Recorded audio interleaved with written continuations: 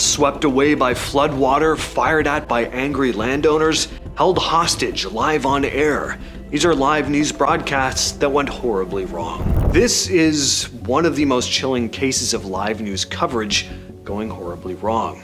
In the morning of August 26, 2015, two journalists in Roanoke, Virginia were doing a live TV interview at Bridgewater Plaza near Smith Mountain Lake. Reporter Allison Parker and photojournalist Adam Ward were standing on a balcony doing an early morning segment about upcoming events for the lake's 50th anniversary. Allison was talking to Vicki Gardner, a local Chamber of Commerce director. Suddenly, a man walked up, 41-year-old Vester Lee Flanagan II, who had previously worked as a reporter at the same station. He was carrying a Glock. He fired at the reporter at least 8 times. Screams were heard as Ward's camera dropped to the ground, briefly capturing a blurry image of the man holding the firearm. Both Allison and Adam were struck and collapsed right there during the live segment. Gardner, the woman being interviewed, was also hit but survived after surgery. The station instantly cut back to the anchor in the studio, who later said she thought the noises might have been a car backfiring before realizing what had actually happened. After the attack, police launched a search for Flanagan. He was tackled, fled in a rented car, and during a police chase, later that same morning, took his own life.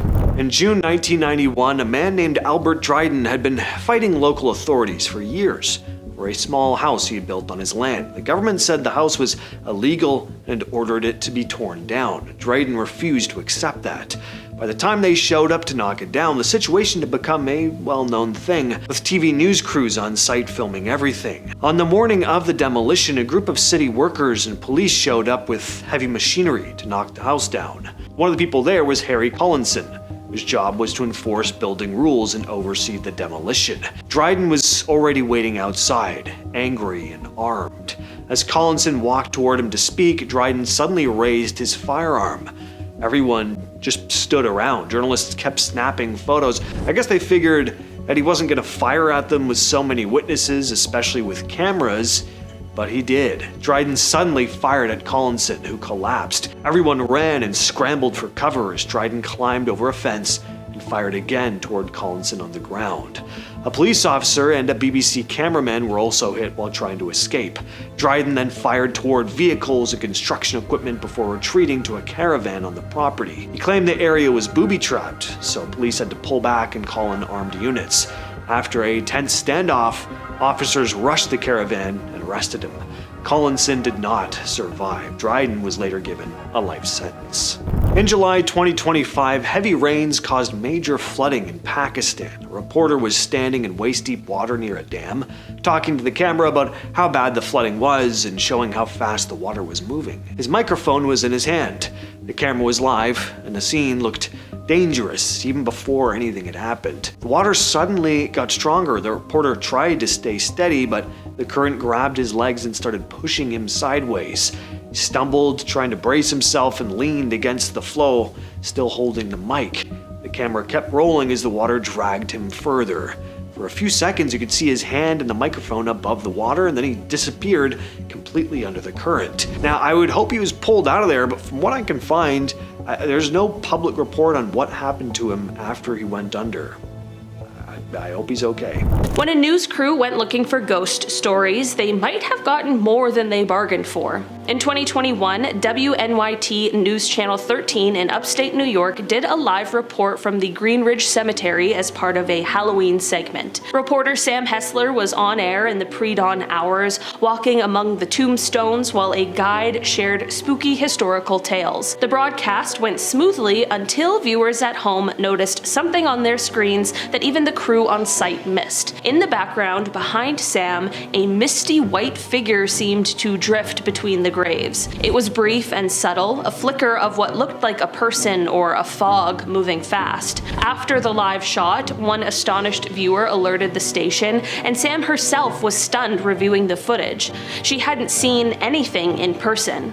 WNYT later acknowledged the eerie moment, assuring folks the clip was unedited and truly aired live. The internet, of course, lit up with ghost caught on live TV posts and theories. Some paranormal enthusiasts called it one one of the best accidental ghost sightings on a news broadcast, evidence of a spirit roaming the cemetery. Skeptics countered that it could have been a camera glitch, a passing car's headlights reflecting, or even a stray piece of insect or dust close to the lens creating a blur. The station's own write-up teased it as something almost too crazy to be real and encouraged viewers to watch and decide for themselves. You're watching HGTV and suddenly an emergency alert pops up warning that the end of the world is here. What do? That nightmare scenario actually happened to some TV viewers in Southern California in September 2017. Without warning, regular programming was interrupted by the emergency alert system. The typical alert banner scrolled, but then things got truly terrifying. A booming male voice came on and proclaimed, "Realize this, that in the last days extremely violent times will come." Imagine hearing that out of the blue on a Thursday morning and you're just trying to love it or list it. Understandably, people freaked out. It sounded like a prophecy of an imminent apocalypse or some wartime broadcast. As dramatic as it was, this turned out not to be the work of pranksters or an alien overlord, but simply a technical glitch and incredibly bad timing during a routine test of the emergency alert system. In short, the system glitched out and aired a fire and brimstone sermon by mistake. Cox and Spectrum cable customers heard what sounded like a doomsday warning, but it was just Pastor Chuck Swindoll quoting the Bible, 2 Timothy 3:1, on an FM station. Both the cable company and the FCC confirmed it was an error, not a hack, but not before scaring the heck out of viewers. In the middle of a live US Congress debate, viewers suddenly saw something Russian. In January 2017, politics junkies watching a C-SPAN online feed got a strange surprise. The feed, which was showing a live House of Representatives session, abruptly switched to Russia Today, the Kremlin-funded news channel, for about 10 minutes. Given that this occurred amid intense news about Russian cyber interference, many thought C-SPAN had been hacked by Russians in real time. C-SPAN quickly investigated and put out a statement. They didn't believe it was a hack, but rather a routing technical error. The leading theory is that some glitch caused the RT feed to literally overlap and replace the C-SPAN feed on their site. In simulation terms, it's like two different programs momentarily cross-wired. The timing, however, was almost comical. It happened just hours after a power outage oddly halted a Senate hearing about Russian hacking. Even Waters, whose speech was interrupted, remarked on the curious timing and demanded a clear explanation. Seeing Moscow news pop up in a US government broadcast felt like a scene from a spy movie, or a reminder that the simulation has a twisted sense of humor. Our final glitch was literally one word caught in an endless loop, and of course, that word was Russia. Also in January 2017, I guess a bad month for TV gremlins, MSNBC's show Hardball experienced a freaky moment. Journalist Dave Ignatius was talking to host Chris Matthews about, ironically, Russian interference in US politics. He said the word Russia and bang. The screen flickered and started repeating Russia, Russia, Russia over and over in a feedback loop. Chris Matthews looked confused as the glitch kept going for several seconds, echoing Russia in a creepy cadence until the control room cut to commercial. Given the climate at the time, Twitter exploded with jokes that Moscow hackers or the Kremlin Matrix had struck again, but most likely this was just a bizarre technical malfunction. Perhaps a failing satellite feed or encoding error that caused a few seconds of audio/video to loop. The fact it looped that particular word on that particular topic, well, that was gold for conspiracy lovers and also late night comedians. MSNBC assured it wasn't intentional and nothing nefarious was found. If we do live in a simulation, it definitely has a flair for dramatic irony. A Las Vegas man calling himself Prophet Yahweh claimed that he could summon UFOs on demand. And in 2005, a local news crew filmed two bright spherical objects appearing in the sky right after he prayed. In 2009, BBC viewers watched live as a strange white light zipped drifted across the Millennium Bridge in Newcastle. And in 2013, hackers hijacked the emergency alert system across several US states, broadcasting a warning that zombies were rising from their graves. These are more moments in live TV that scientists can't explain. In 2005, ABC 13 Action News in Las Vegas covered a man named Ramon Watkins, who referred to himself as Prophet Yahweh. He claimed that he could summon UFOs just by praying, and said he would prove it live on camera. Well, ABC sent a reporter, Mike Dello Stritto, and a cameraman to meet him near Lake Mead. The prophet prayed, and within moments, something strange appeared in the sky. It was two bright spherical objects, hovering and slowly moving in the distance. The cameraman caught them clearly on video as they floated across the sky. The footage aired live, and people who were watching could see it happen in real time. This wasn't a quick flash or something easily dismissed. It stayed visible long enough for everyone to focus on it. Prophet Yahweh said he heard a voice in his head telling him when the UFOs would appear and where to look. But was this really the case? I mean, that is obviously very hard to believe. Could the objects have been balloons, drones, aircraft? Maybe, but they didn't seem to move like any of those things. The ABC crew didn't offer an explanation, and the event still gets passed around online with no solid answer for what actually showed up in the sky that day. On August 5th, 2009, during a live morning news broadcast on BBC Northeast, anchor Colin Briggs was delivering the day's stories when something strange appeared on the screen behind him. It was this wide shot of the Millennium Bridge in Newcastle, coming from the BBC's live webcam feed. Suddenly, this white streak of light zips across the frame, not falling downward, but shooting further into the sky before disappearing. The object was fast moving, but clear enough that viewers noticed, and people started recording it from their televisions and quickly shared the clips online. Some said it was a bird, a toy plane, but it doesn't really look like either of those things to me, and it didn't to Nick Pope, who is a former UK Ministry of Defence UFO investigator. He reviewed the slowdown footage and said it didn't look like a bird and that the movement was genuinely strange. The BBC later did a follow-up asking for viewer opinions, but never provided a final answer or any definitive explanation for what happened. On February 11th, 2013, during an afternoon broadcast on KRTV in Great Falls, Montana, during an episode of the Steve Wilkos Show, the emergency alert system suddenly cut in. Thank God, everyone said. Why was I watching the Steve Wilkos Show? Suddenly, though, viewers heard this voice calmly announce that the, quote, bodies of the dead are rising from their graves and attacking the living. Civil authorities in your area have reported that the bodies of the dead are rising from their graves and attacking the living. The message warned people not to approach these zombies and to wait for further instructions. It sounded pretty official and used the same tones and format as real emergency alerts. Within hours, similar hoax messages interrupted TV stations in Michigan, Wisconsin, and New Mexico. Even more strange, 2 days later, a radio station in La Crosse, Wisconsin played a recording of the hoax alert and accidentally triggered the EAS again, rebroadcasting the zombie warning to viewers who thought it was happening all over again. Investigators later confirmed that hackers had exploited a weak security on the emergency broadcast equipment, in many cases using default passwords that were still active. The hackers were eventually caught, but as for how exactly they did this, that's never been disclosed, probably for obvious reasons.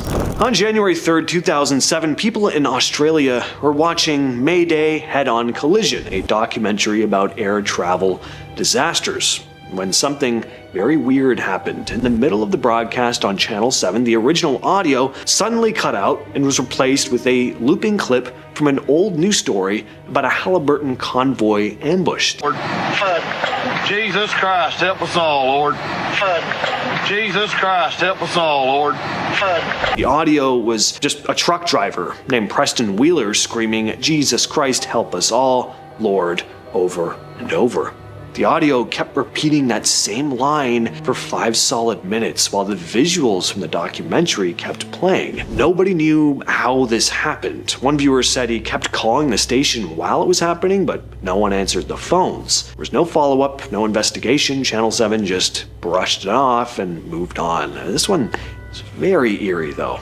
On October 2nd, 2014, Colette Provencher was delivering a live weather report on TVA News from the rooftop of the network's building in Montreal. As she talked, a bright green orb floated across the sky behind her. She didn't notice anything at the time, but viewers definitely did. The footage spread online and people started arguing about what the glowing object actually was. Some said it was just a meteor. Others pointed out that the object looked way too big and wasn't moving like a typical shooting star. It also seemed to slow down mid-flight, which doesn't make sense for a meteor. The orb stayed visible for several seconds and didn't burn out like you'd expect.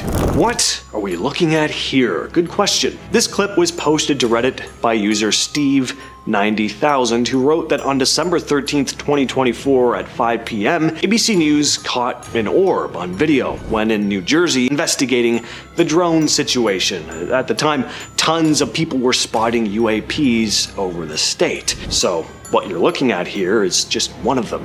As for what it actually was, we still don't know.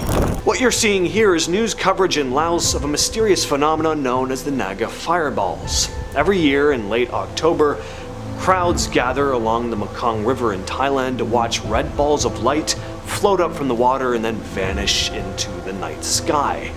They're called Naga fireballs, and locals say they're caused by a giant serpent spirit that lives in the river. The orbs don't make any noise, they come out of nowhere and they rise fast, sometimes hundreds in one night. There's been a lot of debate about what's really going on here. A Thai documentary once claimed it was just tracer rounds being fired by soldiers across the river in Laos. Others have blamed flare guns or some kind of flammable gas bubbling up from the riverbed, like methane or phosphine, but none of those explanations totally hold up. The balls don't behave like flares, and scientists pointed out that the conditions needed for gas bubbles to ignite like that don't really line up. In 2021, during a strict curfew, officials made sure there were no people out with flares, and the fireballs still showed up. This footage was taken in downtown Milwaukee in 2018 during a live broadcast. The news anchors had no idea what they were looking at. Fireworks? Aliens? They joked. It's very strange. This doesn't even look like your typical UAP footage. These things aren't moving in any sort of recognizable pattern. They're just floating in every which direction. They almost look like ghosts zipping through the air than any artificial object. And there are so many of them. It's really cool, but if I saw this in person, I'd be pretty unsettled. What do you all think of this one? If someone can enlighten me as to what this could be, please share your thoughts down below. This next one comes from a 2017 episode of the British talk show This Morning, featuring a couple and their possessed doll. The chair it sat on started to rock on its own several times throughout the interview. That chair's beginning to rock. Rocking. Look at that. Who's doing that? Stop it. The owner said that she and her husband had been walking by an antique store when they spotted a few old-looking dolls. The couple decided to buy a few of them because they were cheap and figured they might be able to flip them for more. Well, as soon as the dolls came home with them, strange things started to happen. They had one doll, the one they brought to the TV studio, sitting on the dresser in their room. Well, one morning the husband got up, hopped in the shower, and then suddenly felt this burning sensation on his leg. And I looked down and there was a lot of scratches all over my knee. They put the doll in their shed inside a plastic bin. Well, a couple days later, the wife went in and opened the bin, only to find that somehow the doll's necklace had been removed, even though it had been wrapped up tightly on the doll initially. And that night she woke up at 2 a.m. hearing this whooshing noise moving past the bed, almost like the rustling of clothing, or more specifically, a dress. There was nothing there. They ended up selling the doll. Did Pope Francis vanish into thin air on live TV? This was filmed back in April of 2020. The Pope showed up at the window above St. Peter's Square to bless people affected by the pandemic. Then he turned around and walked back inside, only before he was out of camera range, he suddenly just vanishes. You don't see him slowly disappear into the shadows. He's just there 1 second, then he's not. It's pretty bizarre. It's hard to find the original news segment online too, because it was taken down for some reason. In 2010, a Jamaican news station covered a story about a boy who claimed that he was being haunted by a duppy, basically a ghost. And the news team captured two strange incidents on camera. First, the boy is sitting in a chair talking about the strange experiences when all of a sudden he flies backward, as if something is pulling him. Then later in the segment, the boy claims to see the spirit standing close by watching him, and then he gets pulled again. At least that's what it looks like. Now, notice how one of his legs is in the air as he continues to move backward. And then when his mom grabs him, his legs flip around like they're being grabbed at by someone, only we can't actually see anyone. It could be faked, but it is a damn good performance by this kid, if it is. Alright, so at first glance, this just looks like some streaker running around a soccer field. If you're watching casually, you might even laugh it off, but the longer you watch, the weirder this footage is. This figure shows up from multiple camera angles, dashing through the crowd and along the edge of the field, and nobody reacts, at all. No one turns their head, no one flinches, it's like they don't even see it. Then you notice this thing doesn't look fully solid, it's kind of see-through. There's a moment where it looks like it passes right through a group of people. Plus, this person actually ends up on the field, and if you know anything about stadium security, you know the second someone who's not meant to be there steps foot on the grass, they're getting tackled and dragged off. But here, nothing happens. An apocalyptic emergency alert, adult imagery flashing over kids' programming, and stations overtaken with propaganda. These are mysterious live TV interruptions that have never been explained. In 1977, viewers in Madison, Wisconsin, watching The Tonight Show with Johnny Carson, experienced something completely unexpected. The broadcast was suddenly interrupted by this unknown video signal that replaced the show. There's never been a recording of the interruption released. The hijacked footage reportedly showed unrelated video that had nothing to do with NBC programming. After a short time, normal programming resumed, as if nothing had happened. What made this case strange is how little information ever came about afterward. The station acknowledged that there had been this unauthorized signal intrusion, but they never released any details aside from that. At the time, though, overriding a broadcast signal required what's called a line of sight access to transmission paths or relay equipment, meaning whoever did this must have known exactly how the station's setup worked. So it was either an insider or someone who just had a lot of technical knowledge of broadcast engineering. There's a case about interruptions on stations in Detroit during the mid-80s, but the internet's frustratingly thin when it comes to exactly what viewers saw. What is known is that people in Detroit at the time reported their TV picture suddenly becoming distorted, the clear broadcast breaking up, flickering, and then showing imagery that didn't come from the station's own programming. This lasted for a while before finally returning to normal. Apparently, it had nothing to do with the weather or technical trouble or some internal station error. The interruption was something forced into the feed, but why? There was no clear message, there was no slogan or overlaid graphic or audio saying anything. It was just random visuals replacing the normal show for a moment. That's what separates it from a lot of the other hijacks on this list, where someone tries to make some kind of a point or just prank everyone. That's more on that later. Instead, this felt like someone poking at the system rather than trying to broadcast a message. An investigation was opened at the time, but nothing ever came of it. But this was WJBK, a major station.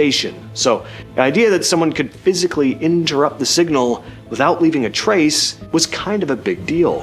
In the early 80s, people watching HBO in various parts of the US started noticing something strange as well. During regular programming, the picture would sometimes drop out of the scheduled lineup and briefly show totally unrelated video or static, often with distorted sound. These interruptions bounced in and out without warning. Because HBO and other networks were being delivered by satellite back then, some people suspected the disruptions weren't just local cable issues, but something hitting the network before it even reached cable systems. The way the feeds worked at the time meant that someone with access to satellite uplinks or relay paths could theoretically inject a signal upstream, whatever the hell all that means. But it would cause the viewer to see something unexpected. As for what the hacker or hackers were trying to do, though, who knows? There didn't seem to be any purpose behind them. They didn't repeat at the same times, they didn't target specific shows or networks. It didn't come with any text or voice explaining why they appeared. On November 22nd, 1987, viewers in Chicago were watching the 9 o'clock news on WGN-TV. and the signal suddenly cut out. Instead of the news anchor, a person wearing a Max Headroom mask appeared on screen, standing in front of a corrugated metal background. There was no sound at first, just the image flickering in and out before the station finally got control back. About 2 hours later, it happened again though, and this time it was during a Doctor Who episode. And the hijacker had audio now, and oh boy, is it glorious. I so badly want to meet the person who pulled this off. The guy started delivering jokes and went on some nonsensical rant. At one point, a second person off camera hits the masked man with a fly swatter. The interruption lasted nearly 90 seconds before the station cut the feed. Now, this is a very famous case. I'm sure all of you are well aware of it, and there's a reason for that.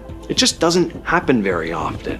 What made this especially unsettling is that hijacking a broadcast signal like this required serious technical knowledge and pretty expensive equipment. This was not a prank someone pulled off in their bedroom. Engineers figured, and this is going to sound like Star Trek technobabble, but they figured the hijacker overpowered the station's microwave relay signal, something only a handful of people in the area could realistically do at the time.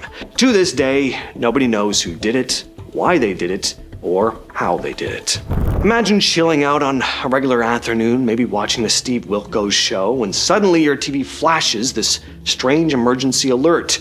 Only it isn't about a tornado or an Amber Alert. Instead, it's describing the bodies of the dead rising from their graves and attacking the living. On February 11th, 2013, people across the US were watching normal daytime TV when the screen suddenly cut to an emergency alert. And it was exactly what I just described. It sounded like the same system used for real disasters, except it was about zombies. It was on screen for a while. I gotta assume some people actually started freaking out, especially all those folks with bunkers full of canned food, but then programming snapped back to normal. Turned out hackers had broken into station equipment that was badly secured and used it to send these fake alerts, but they never found out who actually did this. During a live call-in show on an Islamic TV channel, the hosts were doing a regular Q&A session when a woman called in saying she believed people had used black magic on her, and that a jinn, which is a type of supernatural being in Islamic belief, had possessed her. She said she'd been trying to fight it off with constant prayer, but it didn't seem to be working. At first she sounds calm, clearly distressed, but calm, and then it takes a turn.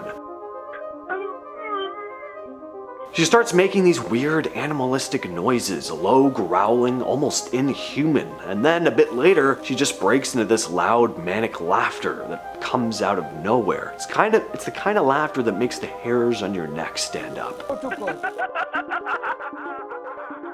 Now, whether this woman was actually possessed or not, who really knows? She was definitely dealing with something though, unless she was faking the whole thing, but it doesn't really matter. The call is freaky either way. David Blaine's 2001 interview on GMTV is incredibly strange, so much so that it's kinda hard to watch, and if you were a super sheltered person who was genuinely freaked out by magicians and you tuned into this interview, you'd probably think David Blaine was possessed by some dark force that allowed him to perform his insane stunts and tricks. So Blaine came on the show to promote one of his stunts, but instead of answering questions like a normal person, he mostly just sat there silently staring. He barely blinked, barely moved. I'm sure you're not going to tell me.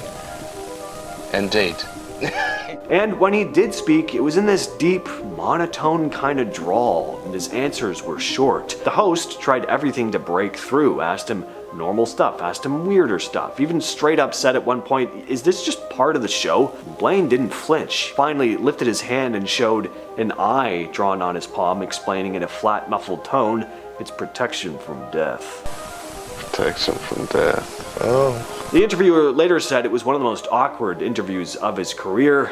Go figure. This clip is from a BBC documentary filmed in 1978, part of one of the most well-known paranormal cases ever, the Enfield poltergeist. A reporter named Rosalind Morris visited the Hodgson family in Enfield, London, and interviewed them multiple times. This clip shows Janet Hodgson, who was just a kid at the time, speaking in this deep, harsh voice she claimed belonged to a spirit named Bill. No.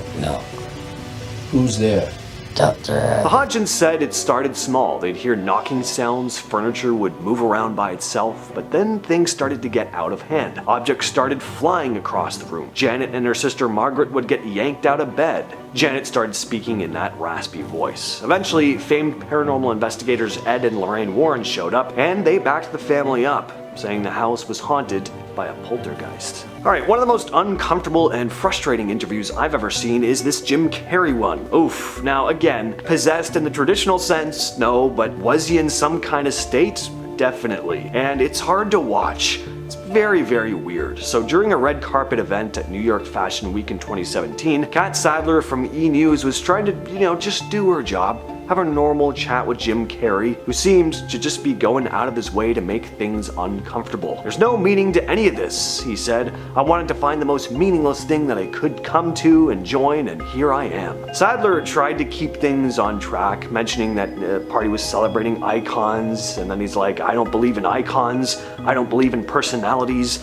I believe that peace lies beyond personalities, beyond invention and disguise, beyond the red S you wear on your chest that makes bullets bounce off. And to really drive the existential dread home, he finishes off with, this world is not our world, we don't matter. Okay, it's so pretentious. It's like a teenager who just had their first philosophy class and suddenly thinks they're just so above it all. I know the truth, I see everything for what it really is. I don't know what Jim Carrey was going through at this point, but I think luckily he's become a bit more normal again, I think. I don't know. In 2012, a woman named Latoya Amons in Gary, Indiana claimed her house was infested with demons. She said her kids were getting possessed. One kid apparently levitated, another walked backwards up a hospital wall. And it wasn't just her saying these things. Multiple people, like doctors, nurses, police officers, DCS workers, claimed they saw really weird things happen. The case ended up getting so much attention that it reached the local police and the church, and that's when a priest named Father Michael Maginot performed multiple exorcisms, one of which was reportedly sanctioned by the Catholic Church itself. Zach Baggins from Ghost Adventures eventually bought the house and made a whole documentary about it called Demon House. He claimed the place was so dangerous, he had to demolish it. A glowing object darts past the Oklahoma City skyline, and on live news in West Virginia, a woman driving to work films a strange creature walking with a bunch of deer, and on live TV, a caller's voice suddenly shifts mid-sentence into guttural growls and eerie laughter. This is more unexplained phenomena caught on live TV broadcasts. During News 4's live 9 p.m. newscast on CW43 in Oklahoma City this past February, meteorologist Aaron Brackett was presenting the weather using a sky cam near Penn Square Mall, pointing northwest when something unusual caught his eye. I start seeing this odd object, and it's flying faster, moving faster than anything I've really observed out there, Brackett said. The bright, fast-moving object zipped across the night sky on the live feed. Chopper 4 pilot Mason Dunn analyzed the footage and said he was, quote, pretty confident this wasn't a plane or a helicopter. The light was moving unusually fast.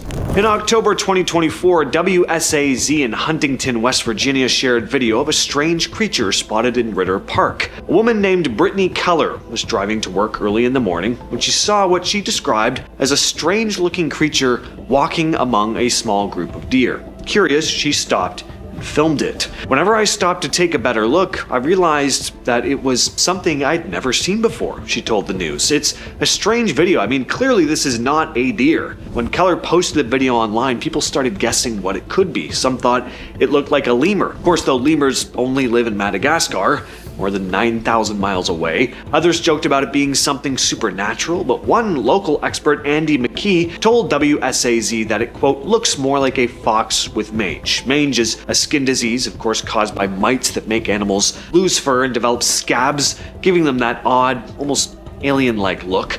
But some people also said this could be an escaped coati, which apparently some people keep as pets. Hopefully that's not the case though, because this thing looks very thin. If it were a coati, it'd be a malnourished one for sure. During a live call-in show on an Islamic TV channel, things were going as usual, people phoning in to ask questions, get advice. Then a woman calls, saying she believes someone had cursed her with black magic and that a jinn had possessed her. In Islamic belief, jinn are spirits that exist alongside humans, sometimes good, sometimes not. She said she'd been praying non-stop to fight the thing off, but nothing seemed to be working. At first she sounded shaken, but still in control, at least she sounded like herself. But then, about a minute into the call, her voice changed. She starts making these low, inhuman growling noises. Then she suddenly breaks into this loud, unhinged laughter. Whether she was actually possessed or, just in some kind of mental distress or faking it,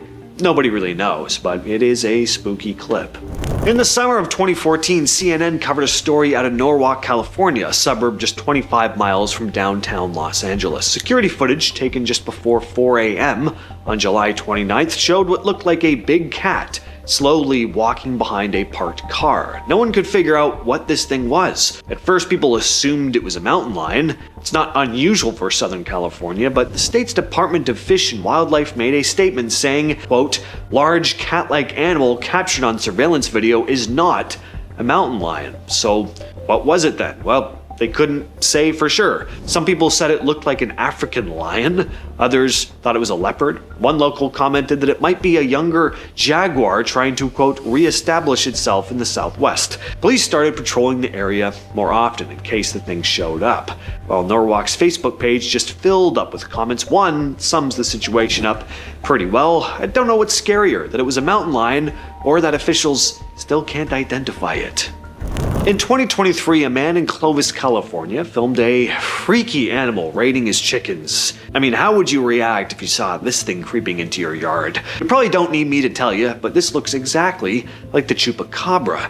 The story was featured on KMPH Fox 26 News, showing footage of the animal moving through the yard. It turns out, though, this was very likely a coyote with severe mange. Peter Tira, a public information officer for the California Department of Fish and Wildlife, said, "These are parasitic mites, little bugs that will reside on the host animal, and over time cause it to lose fur through bites and whatnot. An infection breaks out, and it creates a very unpleasant and unsightly looking animal."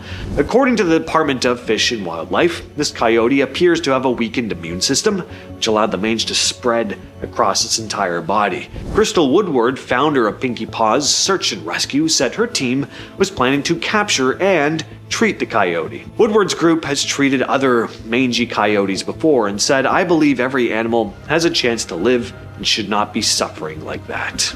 This one always gives me the shivers. During the live coverage of Queen Elizabeth II's funeral on September 19th, 2022, something really freaky was heard over the air. As the camera followed the hearse moving through London, viewers suddenly heard this. That death is irreversible, and the fact that she's trapped. As you can see, A faint female voice whispers something, and then the broadcast immediately cuts back to the regular commentary. At the time, people weren't sure what they heard. Most people probably didn't even notice anything at first. But when someone posted the clip online, commenters determined that the voice said the death is irreversible in the fact that she's trapped. Did someone's microphone get picked up by mistake? Very likely, but that statement is just so chilling, isn't it? That death is irreversible and the fact that she's trapped? Not exactly comforting words to hear during a funeral. On November 26, 1977, viewers in southern England got way more than their usual Saturday evening programming. While ITN's Andrew Gardner was reading the news about clashes in Rhodesia, the broadcast suddenly went dead and was replaced by a deep buzzing sound, and then a voice started speaking. The voice claimed to be Vrilon, representing the Ashtar Galactic Command. For nearly 6 minutes it spoke. This is the voice of Vrilon, representative of the Ashtar Galactic Command, speaking to you.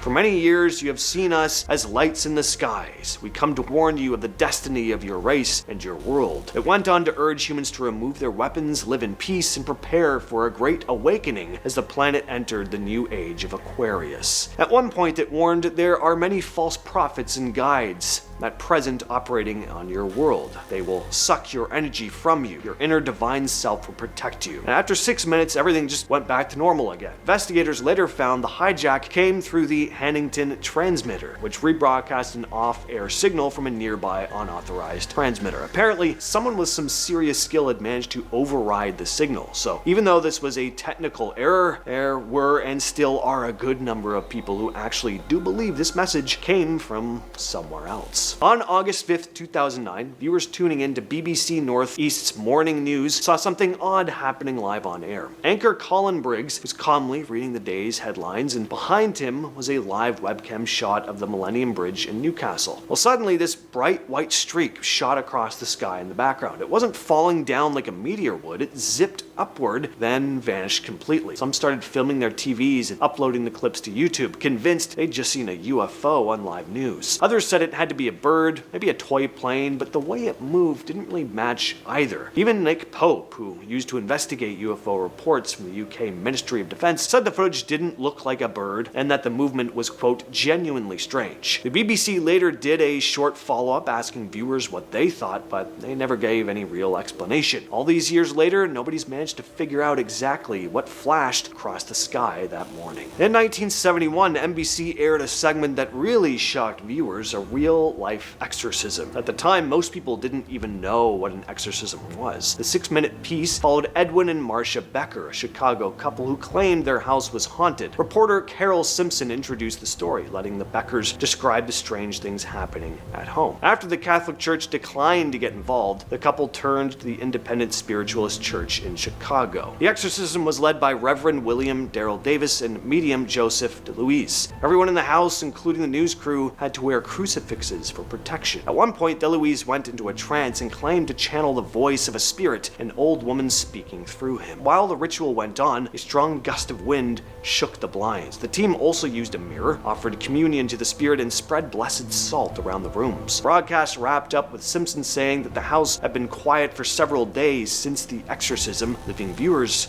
with this unsettling glimpse into a real haunting happening live on television. What is this thing hovering in the sky? This clip comes from a live news broadcast in Rio Branco, Brazil, back on February 9th, 2009. TV Gazeta had gone out to film after locals started reporting this weird, colorful object floating above the city. The camera caught it clearly, this glowing shape just hanging there, shifting colors from blue to red to white. More than 25 people saw it that night. Witnesses said it stayed up there for around 2 hours, barely moving before slowly drifting across the sky from east to south, then south to west. It didn't look like a plane, and it definitely wasn't acting like one. Drones existed back then, but in 2009 they weren't something you'd normally see flying over a city. Whatever this thing was, nobody ever managed to explain it. The broadcast just ended with everyone staring up, wondering what they were really looking at. Christine Chubbuck was 29, a reporter and anchor at WXL TV in Sarasota, Florida, working the morning program Suncoast Digest. The day started like any other morning, but little did anyone know Christine was planning something. When a pre-recorded segment about a local shooting jammed, leaving dead air, Christine looked straight into the camera and said the station would present, quote, what is believed to be a television first, and then said it would be, and now I gotta paraphrase for YouTube guidelines' sake, a live self-inflicted unaliving on television. And she pulled a firearm from under her desk and fired behind her right ear. The feed was cut almost immediately, but if you were watching live, you would have watched this happen. Colleagues later discovered Christine had scripted parts of what would happen after, including instructions for a staff member to report her condition as critical. She'd bought the weapon days earlier and had joked about using it on air, comments no one took seriously at the time. Her body was taken to Sarasota Memorial Hospital. She died about 14 hours later. Thankfully, the footage has never been released publicly. David Horowitz was a consumer reporter on KNBC's 4 p.m. news in Burbank, California. He was filming a normal segment when suddenly, a man later found to be named Gary Stolman entered the studio and approached Horowitz with a firearm, which he pressed against the reporter's back. Stolman handed him a handwritten statement on yellow legal pads and demanded he read it live. The statement included all these incoherent claims about conspiracies involving the CIA and aliens. Horowitz had no way of knowing if the weapon being pointed at him was real. He must have been terrified, but somehow he maintained his composure and read the statement word for word. His voice barely even quivered. Producers ordered a cut, but several seconds of the interaction were already live on air. Stolman was arrested a few minutes later. Turned out the weapon Stolman was holding was just a realistic-looking BB, not an actual firearm. But again, there's no way the reporters knew that at the time. Lauren Tomasi, a reporter for Australia's 9 News, was covering massive ICE protests in downtown LA recently. She was positioned outside the Metropolitan Detention Center, reporting live when a police officer fired a rubber bullet that struck her in the leg. She screamed, grabbed at her leg. Tomasi limped away from the scene and later reassured viewers that she was okay. The network confirmed she had minor injuries but was otherwise unharmed. On August 25, 2025, Israeli forces carried out 2 airstrikes at a hospital in Gaza. Journalists were stationed on the hospital staircases and nearby balconies, broadcasting live feeds for Reuters, the Associated Press, and other international media. The first strike hit the staircase where multiple journalists were recording, immediately cutting off live feeds. Hassam al-Masri, a Reuters contractor, was operating a camera at the moment and was killed. Minutes later, a second strike hit as medics, hospital staff, and reporters rushed in, killing more people. In total, at least 22 people died. Among them were 5 journalists. At least 50 people were wounded as well, including hospital staff and civilians who were just trying to help the injured. In August 2025, reporter Dip Saikia was covering a flower festival in northern India when someone in the crowd started firing. He was hit in the right leg and under his armpit by at least 1 bullet. Festival goers scattered. Villagers at the scene quickly apprehended a suspect and held him until police arrived to take over and start questioning. Authorities later recovered what they believed was a pressurized air rifle at the spot. Saikia was taken to the hospital for first aid and then moved out of the area for further treatment. The editor of Saikia's channel called the incident an attack on press freedom and stressed that violence against journalists doing their jobs should not be tolerated. News outlets stated that journalists in the region sometimes face hostility while covering events. In 2013, Lee Halpin was 26. He was trying to break into journalism. He already had experience editing a magazine and hosting a radio show, and he wanted to get into an investigative journalism course with Channel 4. As part of his application, he came up with an idea to make a documentary about homelessness in his hometown of Newcastle, England. He posted a video online the day before he started, where he explained he was going to sleep rough, live on the streets for a week to get real footage of what life was like for people without homes. He spent his first night on the streets, and then a couple days in, a homeless guy he'd met invited him into this old abandoned building to sleep. The next morning, Lee didn't wake up. A friend who was with him went to check on him and found him unresponsive. Emergency services were called in. Police found his body in the derelict building 3 days into his project. Doctors in the coroner couldn't find a clear cause of death though, after ruling out things like hypothermia, illicit substances, injuries, or heart disease. So they had to just record his death as sudden adult death syndrome, basically meaning his heart suddenly stopped for reasons they couldn't explain. Alright, let's close things out with a bit of levity.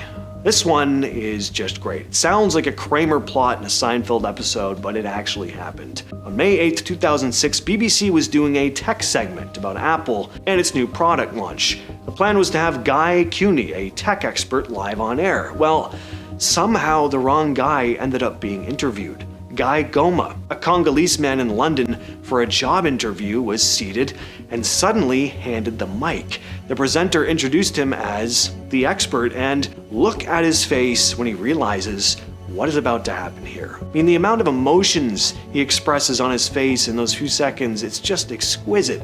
You can see the wheels turning in his head. So the host then starts asking all these technical questions about Apple products, RSS feeds, internet trends, and people downloading music online. And Guy just nervously tried to answer as best as he could. And the camera was right on him the whole time. Honestly though, he did pretty well. Weren't any long, awkward pauses. He handled it like a champ. The video exploded online, of course, and became one of those first viral TV fail moments. Ever had that eerie feeling something is off with reality? Like a scene from The Matrix. Sometimes the real world seems to stutter or glitch, and it's all caught on live TV. From news anchors freezing mid-sentence to ghostly figures strolling through stadiums, these bizarre televised moments have left viewers wondering if we're all characters in some cosmic video game. Strap in, because today we're counting down real-life live TV glitches that are so freaky and unexplained they might just convince you we're living in a simulation. Imagine watching a live news report and suddenly the reporter's words turn into total gibberish. That's exactly what happened during a CBS Los Angeles broadcast from the 2011 Grammy Awards. Viewers were stunned when reporter Serene Branson went from speaking normally to uttering a string of nonsensical sounds on live TV. Well, a very, very heavy debatation tonight. We had a very Darrison.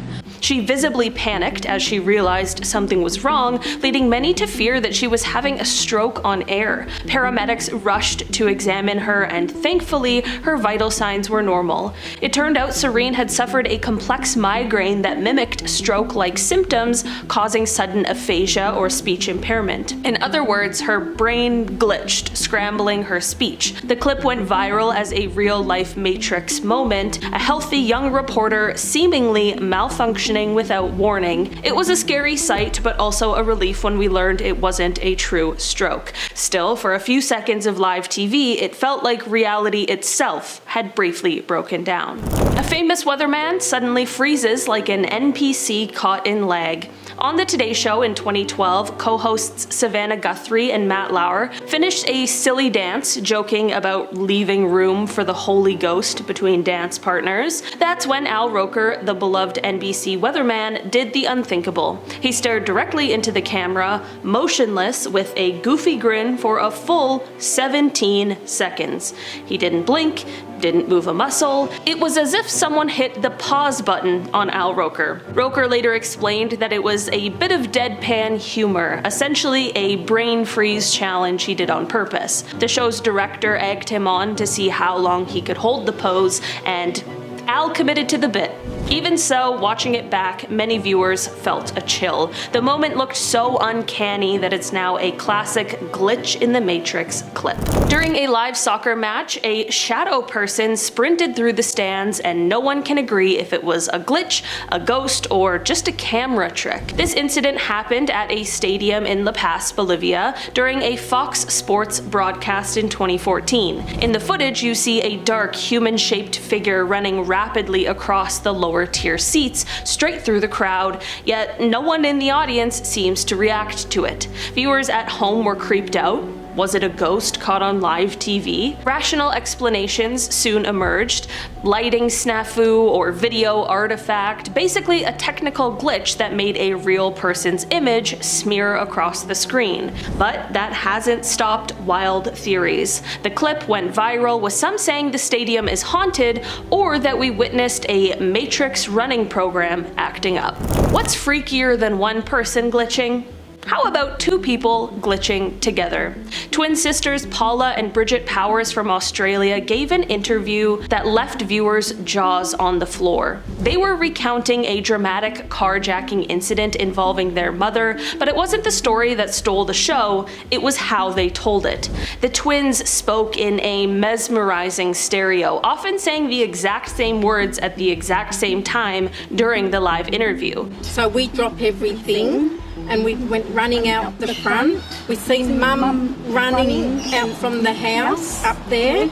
At times, one twin would start a sentence and the other would finish it in perfect sync, as if they shared one mind. The effect was so uncanny that the clip went viral worldwide, and even Jimmy Kimmel invited them on his show out of sheer fascination. The sisters themselves just laughed it off, saying their brains think alike at the same time after a lifetime together. Indeed, Paula and Bridget have spent 51 years dressing alike, working together, and practically living in parallel. So while it seems paranormal, it's likely just an extraordinary sibling bond.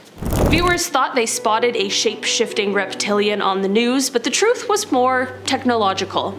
In an old CTV news clip that resurfaced online, a female reporter delivers the headlines when suddenly her eyes appear to glitch. During a blink, her eyes don't look human for a split second, they seem fixed and glazed over, almost like a doll's. or a computer-rendered image. Experts explained that it was a rolling screen repaint artifact from the broadcast. Basically, this was an analog TV signal glitch. On old antenna TV, if the signal degrades at the wrong moment, in this case when she blinked, part of the previous frame's data can briefly hold on for a second. The result? Her eyes open from a prior frame overlaid on her face while blinking, creating a creepy illusion that her eyes blinked but didn't close. Technical or not, it looked really freaky, like an NPC in a video game failing to load its textures. Even after hearing the explanation, some joked, "Sure, that's what they want you to believe." This one isn't a glitch in the video, it's a glitch in the broadcast itself, and it's straight up like something out of a techno thriller. In November 1987, Chicago sportscaster Dan Roan was doing the nightly news when suddenly the signal hijacked. TV screens went black for a second, and then viewers were suddenly staring at a bizarre figure. Someone in a Max Headroom mask bobbing around in front of a swiveling metal background. No sound, just 30 seconds of this super creepy masked intruder. Engineers managed to regain control on that channel, but it wasn't over. About 2 hours later, during a Doctor Who episode on another station, Max Headroom hacker struck again, this time with audio. The masked person spoke in distorted garbles, laughed, moaned, even exposed their bare behind to the camera while being spanked with a fly swatter. Yeah, it was really weird. After about 90 seconds, the pirate broadcast ended. Viewers and station officials were completely baffled. Who was that? How did they break into major TV station signals? The Federal Communications Commission launched an investigation, but to this day, the culprits have still never been caught or identified. Even decades later, watching the Max Headroom incident on YouTube will give you a serious case of the heebie-jeebies.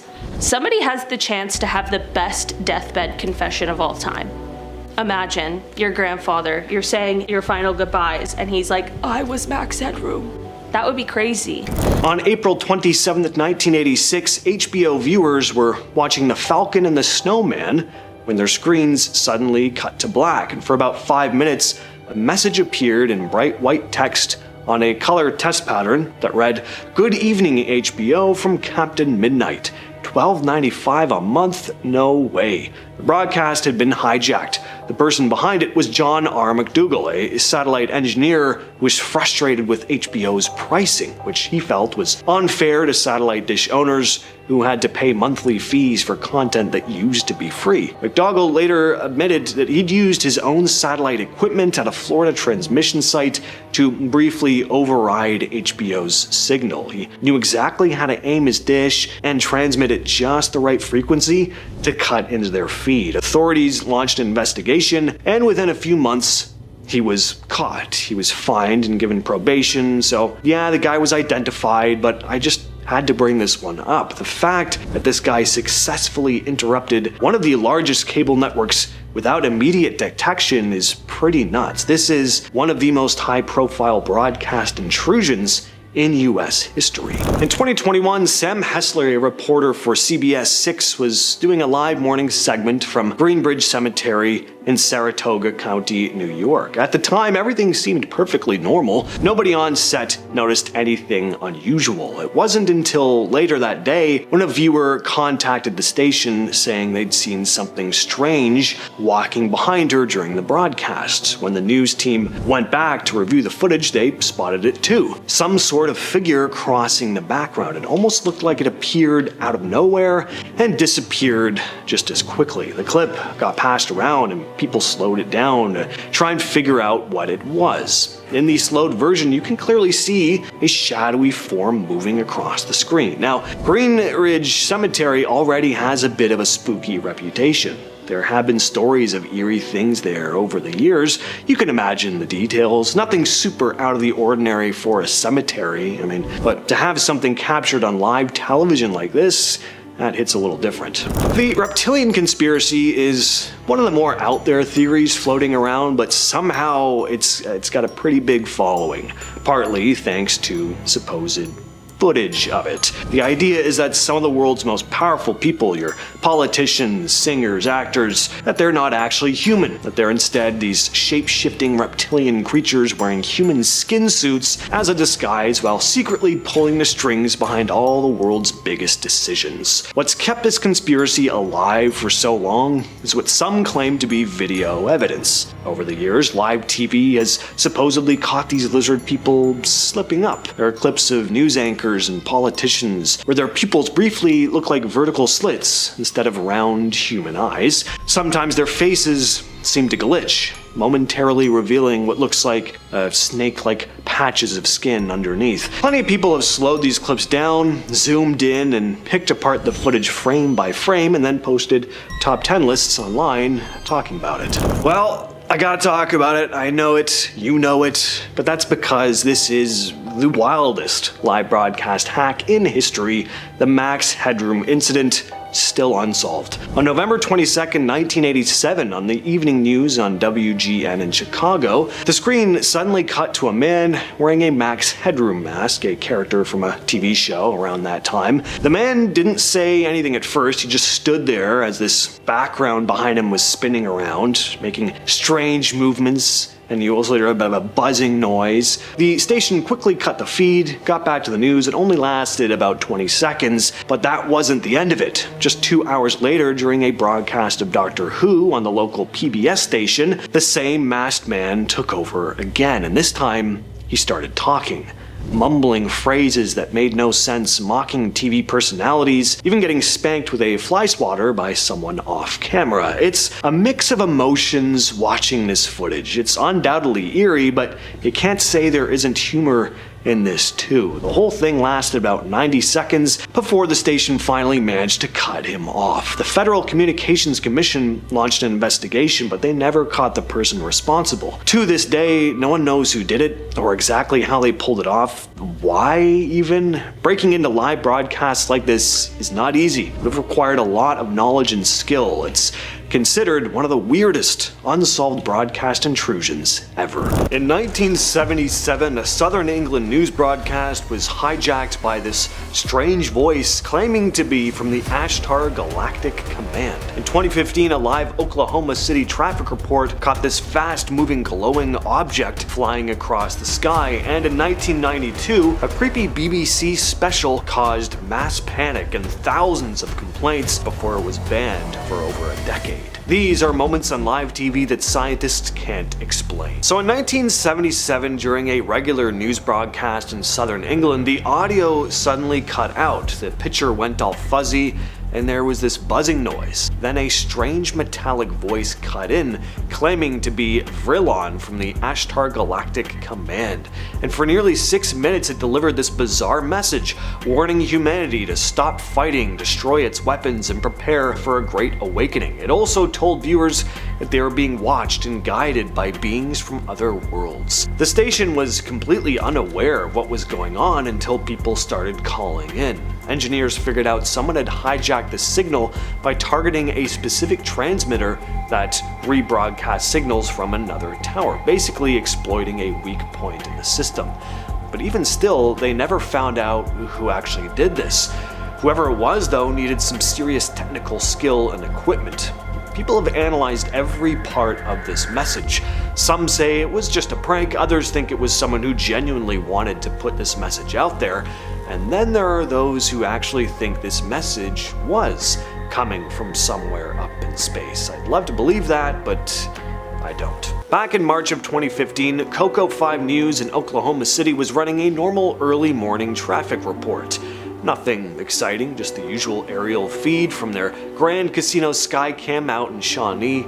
But then, out of nowhere, this glowing white object zipped across the screen at lightning speed. It was super fast, too fast to be a plane, and the movement doesn't look like a drone either. The news anchors didn't even notice it live. Viewers caught it first and started flooding the station with questions. To their credit, the news station didn't ignore it. They re-aired the footage and posted it online, asking the public to help figure out what it was. Problem is, nobody really could. It wasn't a meteor, those fall, they don't fly sideways at a steady height. It It wasn't a bug on the lens either. The light shifts as it moves, and you could see it behind distant clouds.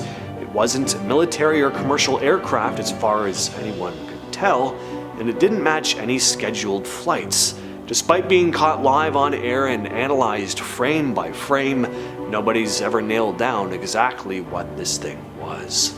Alright, this is an interesting one, because it's not what happened on TV that was the mysterious part, but what was going on with viewers while the broadcast was happening. So in 1992, the BBC aired a Halloween special called Ghost Watch.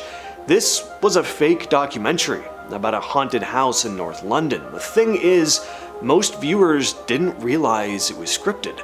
The show was presented like any other live broadcast, except the crew was investigating a poltergeist called Pipes. Viewers at home would catch glimpses of the ghostly figure of Pipes in the background of shots, and there would be weird audio glitches. On top of that, of course, the subject matter was just unsettling on its own. The atmosphere felt real. Too real. And as the broadcast went on, people started calling in to report their own paranormal experiences. Others were convinced that the show had invited an actual spirit into their homes. The BBC got tens of thousands of complaints. One girl reportedly entered a catatonic state after watching it. People were legitimately freaking out, even though the show had a brief disclaimer at the start.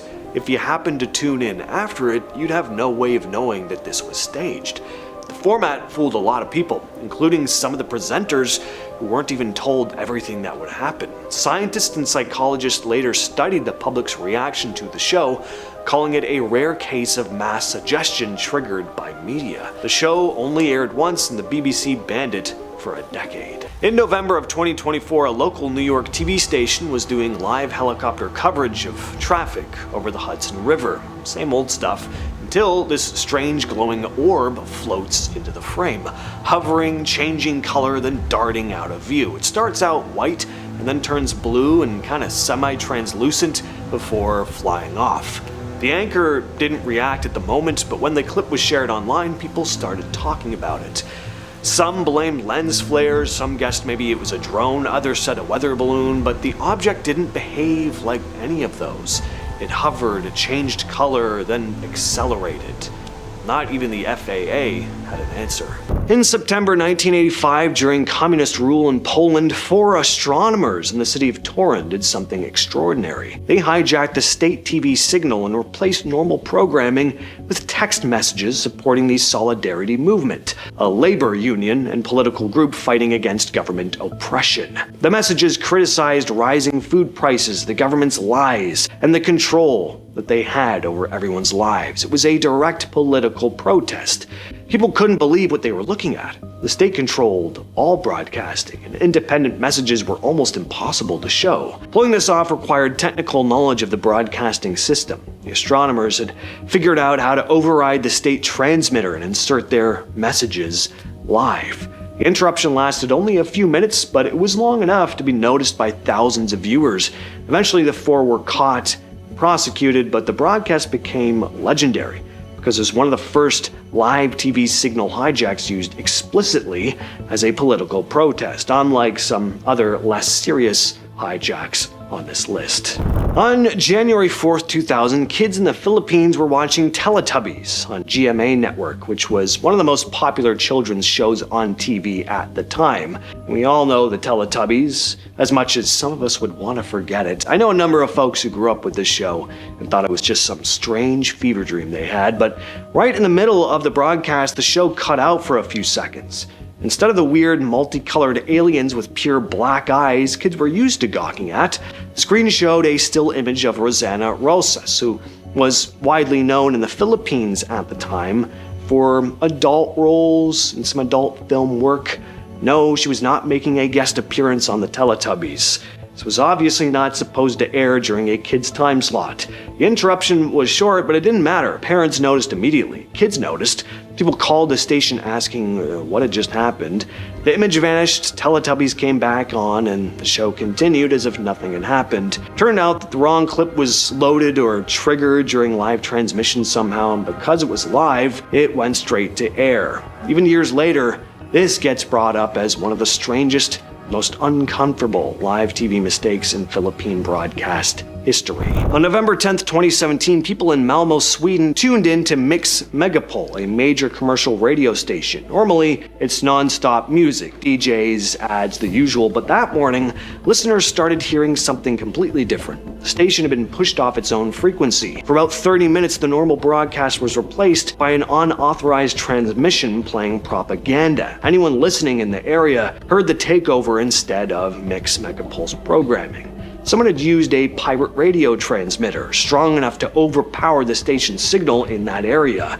As long as that transmitter stayed on, the real station couldn't reach listeners. After about half an hour, the hijack signal finally stopped, and Mix Megapol came back on the air. That was the end of it. They never caught who did it. On November 26, 1977, viewers across southern England were watching the evening news when something went wrong. Very wrong. The picture stayed normal, but the audio was suddenly taken over by a deep, calm, distorted voice that identified itself as Vrilon, a representative of the Ashtar Galactic Command. And for over 5 minutes, the voice delivered a strange message claiming to come from space. It warned humanity about nuclear weapons and the negative impact we lowly humans were having on the environment, urging people to abandon their weapons and live in peace. Now, obviously this was not a studio mistake. Someone had overridden the broadcast audio signal, which again meant whoever this was knew exactly what they were doing. Investigators also believed the hijacker had to be physically nearby to pull this off, but nobody was ever identified or charged. Decades later, it's still one of the craziest broadcast interruptions in history. A Thai model claims she's possessed by a flesh-eating spirit. NBC broadcasts the first ever on-air exorcism, and a UK man says a demon lives in his foot. Channel 4 airs his exorcism live. These are times people acted possessed on live TV. Back in 2016, a Thai model named Thipawan, who also goes by Pui, went on a morning talk show and claimed she'd been possessed by a spirit for over a year. She said it was a pop, which in Thai folklore is basically a ghost that feeds on human organs. As you can imagine, this makes for an awkward guest. At first she was pretty calm, just explaining how she picked up the spirit while on a trip to Rayong, but halfway through the interview, something changes. Her voice, her mannerisms. She starts talking like she's not the one in control anymore, and the hosts quickly realize that something's wrong. The pop has taken over. They start trying to reason with the spirit, telling it to stop threatening people. Then one of the hosts pulls out a Buddha pendant. As soon as he holds it up, Pui completely loses it. She screams, flails, and recoils like someone threw acid at her. They end up putting the pendant around her neck, and then it just stops, like nothing happened. Shame she didn't think to do that before spending the year with an angry demon in her body. The whole thing went viral in Thailand. It's definitely one of the wildest things ever broadcast on Thai TV. That I know of. I don't watch Thai TV. In 1971, NBC aired something that had never really been done before on TV, an exorcism. Most audiences back then didn't even know what an exorcism was. I mean, sure, exorcisms had been around for a very long time, but they hadn't seeped into pop culture the way they have now. This was still 2 years before The Exorcist even came out, so to say audiences were shocked by this would be an understatement. The 6-minute segment documented the experiences of Edwin and Marcia Becker, a couple living in Chicago who claimed their home was haunted. Reporter Carol Simpson led the piece, which opened with an interview where the Beckers described unexplained activity in the house. Cabinet doors were closing, doors were opening, doors were closing. This past week, they said they were awakened by the sound of a woman crying. It came from the dining room, but there was no one in the house but themselves. I hated to think of what it was, Edwin went on to say during the interview. After the Catholic Church declined to help them, the Beckers contacted the Independent Spiritualist Church in Chicago. The exorcism was performed by Reverend William Darrell Davis and Joseph DeLuise, a medium. Everyone in the house, including the news crew, was asked to wear crucifixes for protection. At one point, Reverend DeLuise entered a trance and claimed to channel the voice of a spirit, an old woman who spoke through him, saying something about a lock combination. Remember, the combination. Why did it concern you? It's important to me.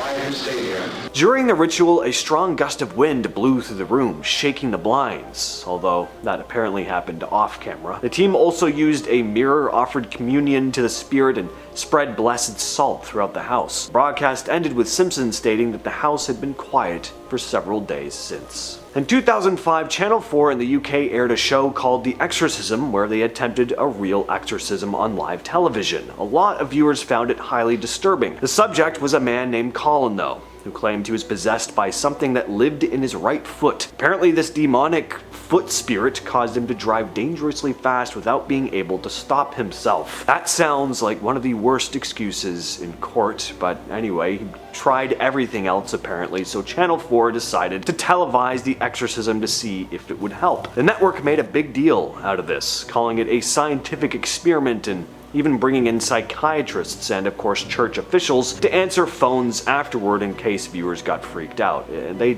did. Over 4,000 people called in after the broadcast. It ended up being one of Channel 4's most called about shows. During the actual exorcism, Colin didn't exactly start levitating or vomiting pea soup, but he did look tense and disturbed. And then after a bunch of prayers, he suddenly said, "That was the most relaxed deliverance I've ever had." So take from that what you will. If anyone has more information on this airing though, like if you actually saw it live, please share your thoughts down in the comments. Back in the early 90s, ABC's 2020 aired a segment that freaked a lot of people out as well. It featured a teenage girl named Gina being exorcised by a group of Pentecostal ministers. It was filmed and broadcast nationwide in 1991 for millions to see. The footage is pretty distressing. Gina was clearly not in a good way, eyes rolling, voice growling, body convulsing. She screams, jerks violently, and starts shouting things in this deep, raspy voice. According to the ministers, she was possessed by several entities, two of which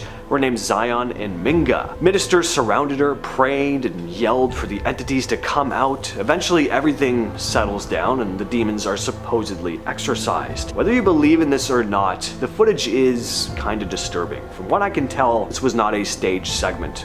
Even if it was just emotional overload or religious hysteria, it's sad watching a young girl go through something like this, all in front of cameras too. There's never been an update on Gina either. She ended up in psychiatric care soon after this segment aired. As for what she's up to now, if she's okay, we don't know. On August 19th, 1987, a man named Gary Stolman managed to get inside NBC's Burbank studio during the 4 p.m. news. At one point during the broadcast, he walked up behind reporter David Horowitz, pulled out a firearm, and forced him to read a bizarre statement live on air. What is this?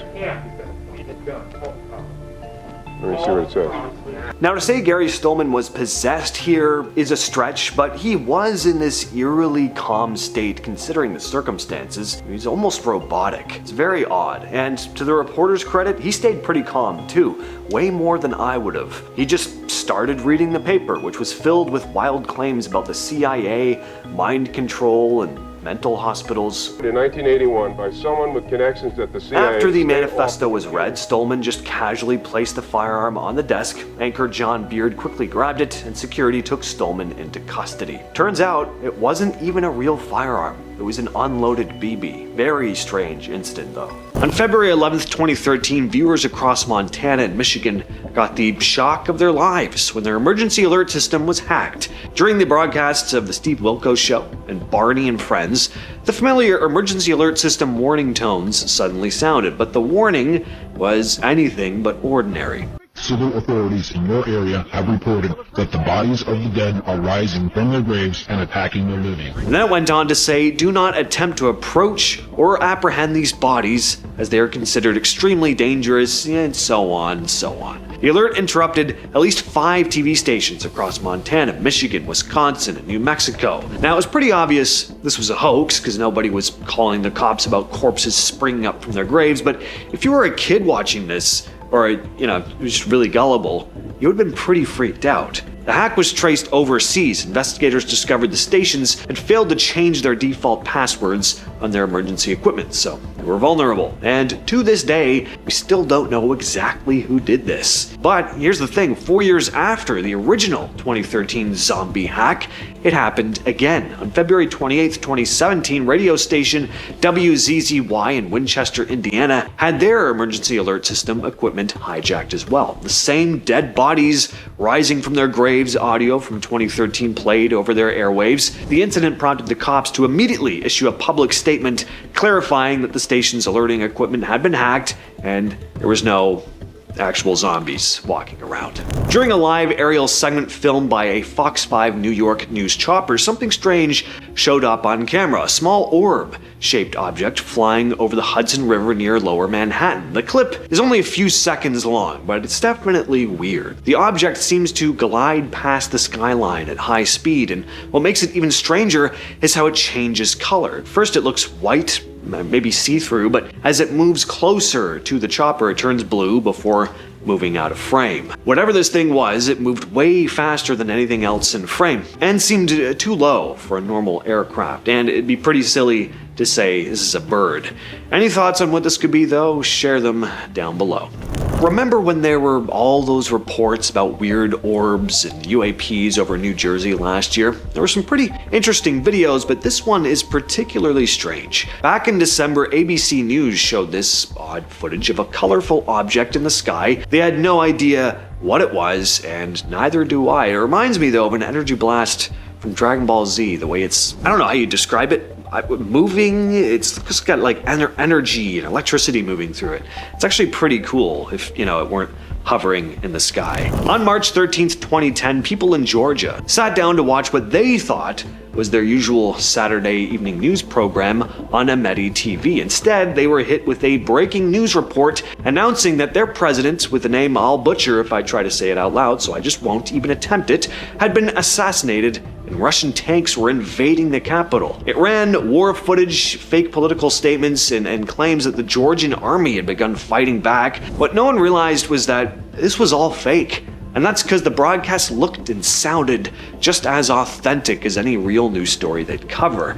The channel said that the broadcast was meant as a simulation, but that message only appeared briefly at the start, and then most viewers missed it. So within minutes, panic had spread across the country. Some soldiers actually took up positions prepared for an actual attack. One man shouted, "What the hell's going on?" before collapsing from a heart attack. The channel's director stated that the purpose of the program was to demonstrate to Georgians the threats that they really were facing, saying, "The really unpleasant thing about yesterday's report, and I want everyone to understand this well, is that this report is as close to reality as possible to what may really happen, and to what Georgia's enemies keep in mind," end quote. Unfortunately though, because of this broadcast, 3 people ended up dying in all the panic and chaos. A CNN news crew goes to film at a haunted house and ends up getting scratched and shoved. A live TV forecast in Argentina catches what looks like a ghost running across a boardwalk, and in the middle of a UK newscast, 2 glowing objects streak past the anchor's window. This is unexplained phenomena caught on live TV broadcasts. In 2015, a CNN reporter, Katie Kairos, and her cameraman went to a house in Hanover, Pennsylvania to film a segment about a woman named Deanna Simpson who said her home was haunted. Deanna claimed she'd been living with spirits for 7 years, and they weren't the friendly kind. She told the crew the ghosts had attacked her, her husband, and their pets, and that she'd heard voices and screaming at night. But it wasn't just what Deanna was describing that was creepy. Stuff started happening on camera. Cameraman Nick Petrillo suddenly felt something burning his hand, and when he looked down, there were these fresh scratches on his wrist. Deanna didn't seem surprised either. "It's because you're telling the story. They don't want it out there. That's their way of warning," she said, before sprinkling holy water on him. Kairos later said she also felt something touch and pinch her during the filming. The crew caught orbs on camera and watched a door slam shut after Deanna asked whatever it was there to show itself. Deanna told them she had recordings of voices like laughing children when no one else was home as well. And she said there were at least 5+ spirits living there. "Some women here that are protecting me, but the majority are bad, dark forces, inhuman," she said. During a 2023 live episode of the Argentine TV show Fenómenos, co-host Matthias Bertolotti was in the middle of giving the weekend forecast when the show switched to one of their outdoor cameras, a live feed overlooking a quiet boardwalk in Corrientes City. Everything looked totally normal until a viewer at home spotted something off. People watched as what looked like a human figure ran across the boardwalk. Oh, a person ran along the boardwalk? Incredible story, James. Where do you find these things? Well, there's more to it than that. Take a look. It's semi-translucent, ghostly looking. When the host replayed the footage during the broadcast, both of them were clearly shaken. Bertolotti leaned in and said, "It's a person running and then vanishing. There are no legs." He told viewers there was no editing or trick involved. The feed was live the whole time. During a live news broadcast in the UK on February 1st, 2021, viewers caught something strange happening behind the anchor that had nothing to do with the story being read. Through the large studio windows, a glowing object zipped across the sky, bright, fast, clearly visible on camera. The clip started spreading almost immediately online, of course, especially after conspiracy blogger Scott C. Waring picked it up. Waring, who runs the site UFO Sightings Daily, posted the footage, claiming it showed, quote, 100% proof of UFOs over London. He said he slowed down the video and noticed something even weirder, saying what looks like one UFO is actually two. The UFOs are flying side by side. He compared their movement to US Air Force jets that take off in pairs, saying the two lights seem to move in a wingman formation. The video was filmed during a standard live broadcast, nothing edited or staged. Some viewers thought it could have been a drone or reflection, but what do you think this thing was? During a live morning broadcast in Honduras, journalist Carlos Molina experienced something really odd. While reading viewer messages alongside his co-host Pablo Zapata, he suddenly froze as his glass of water just slid across the table. He also said that seconds before this even happened, he'd felt this chill run down his spine. Carlos made it clear no one on the crew was pulling a prank. "I felt something strange in my body. The action didn't just demonstrate itself in the glass, but in me as well. What I felt was a supernatural phenomenon, a chill throughout my body before the glass moved," he said. The table was also flat, and apparently there were no strings or wires, and it all happened live on air. During a live feed from the International Space Station on January 5th, 2020, viewers watching NASA's stream noticed something strange drifting across the blackness of space. The camera showed what looked like a glowing object, faint but clearly moving during a broadcast that was supposed to be all about a scheduled spacewalk by astronauts Jessica Meir and Christina Koch. The clip was later shared on the YouTube channel Spacelink TV, and it shows a light gliding upward in the distance before slowly fading out of view. Researcher Thomas Mike Jensen was the first one to analyze it. At first he thought it might just be a lens reflection or a sun flare, but after studying the movement frame by frame, Jensen wasn't so sure. It was moving slowly, and it is far from the Earth. You can see it moving out of the picture, he said, pointing out that reflections don't usually pulsate or travel like that either. The light looked like it was moving independently. It didn't look like glare. No one ever confirmed what it actually was, and NASA never issued a statement about it.